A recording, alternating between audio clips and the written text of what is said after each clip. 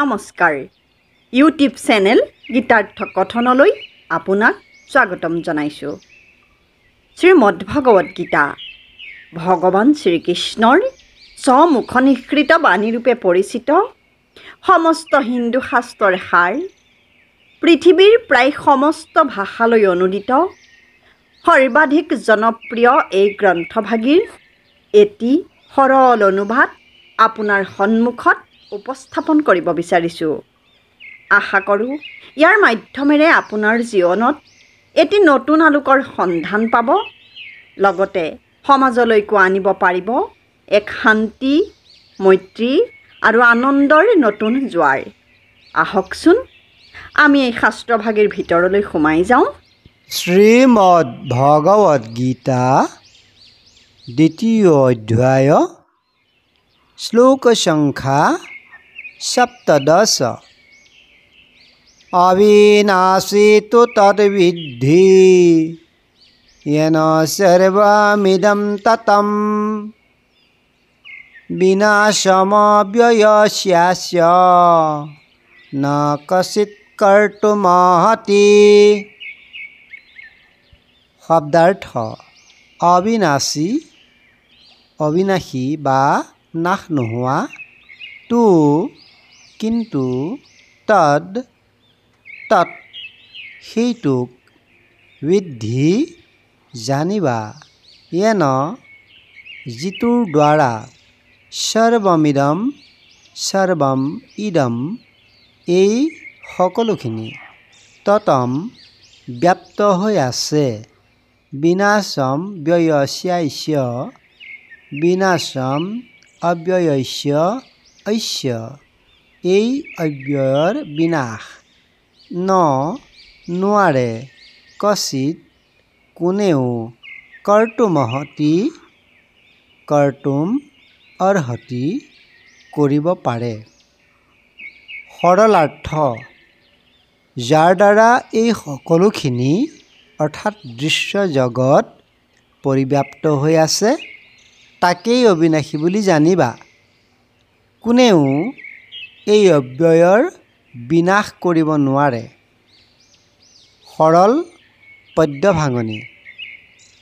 চৰাচৰ সমস্তকইতো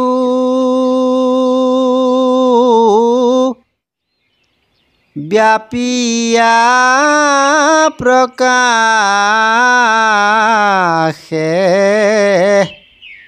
তত্ত্বজিতো কোনো কালে তাৰ নহয় জানা বিনাশ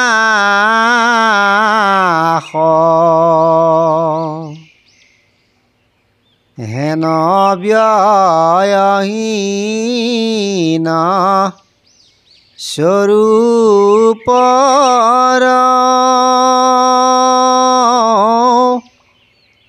জানিও অৰ্জুন সাৰে সাৰ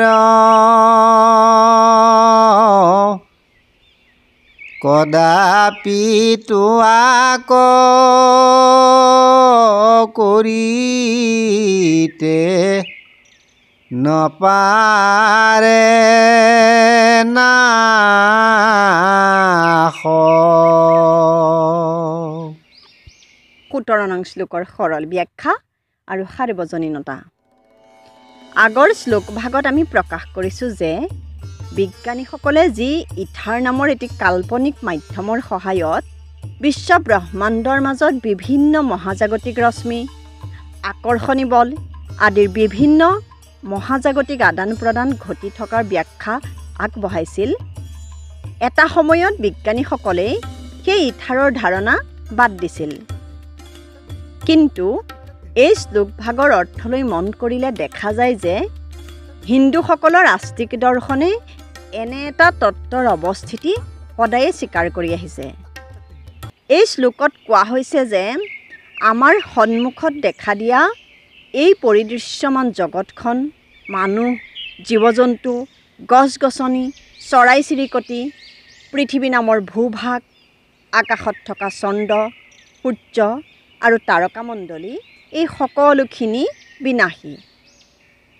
ইহঁতৰ যেনেকৈ এদিন জন্ম হৈছিল তেনেকৈ এদিন মৃত্যু হ'ব। কিন্তু এই সমস্ত বিনাশী জগতখন এক অবিনাশী তত্ত্বৰ মাজত পৰিব্যাপ্ত হৈ আছে। সেই অবিনাশী তত্ত্বটোক কোনেও কেতিয়াও নাশ কৰিব নোৱাৰে।